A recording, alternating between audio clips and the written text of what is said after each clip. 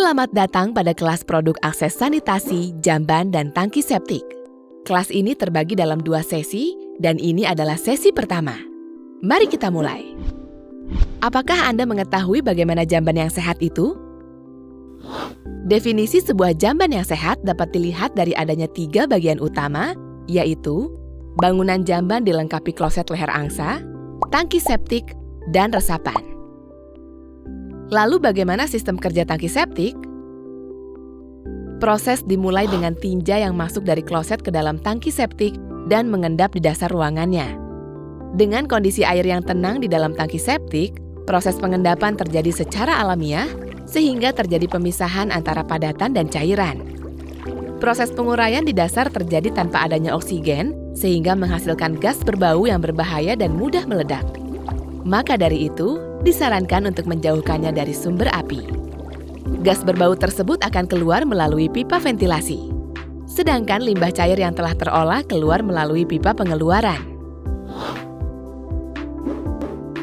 Tangki septik sendiri memiliki beberapa pilihan teknologi yang dapat disesuaikan dengan kebutuhan pengguna.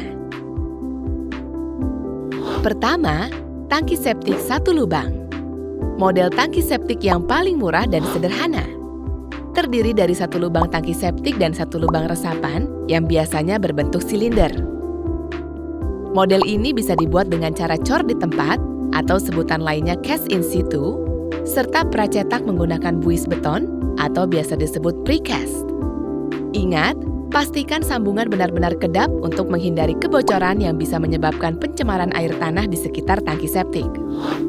Kedua, model lubang ganda.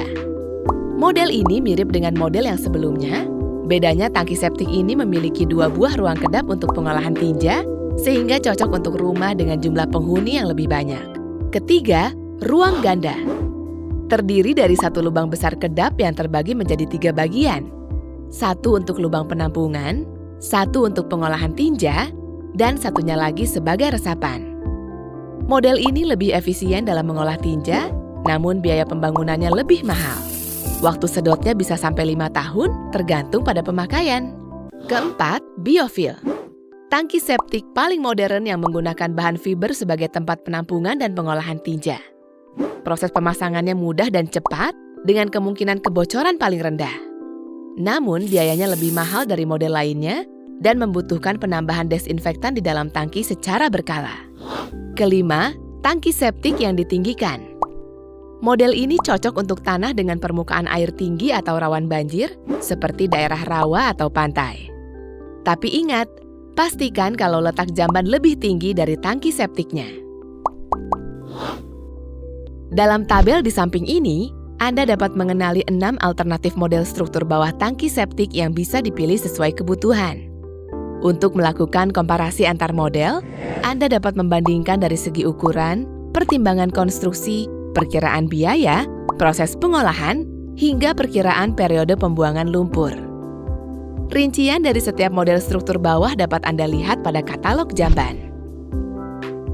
Inilah akhir dari sesi pertama dalam kelas produk akses sanitasi, jamban, dan tangki septik. Sampai jumpa di sesi selanjutnya.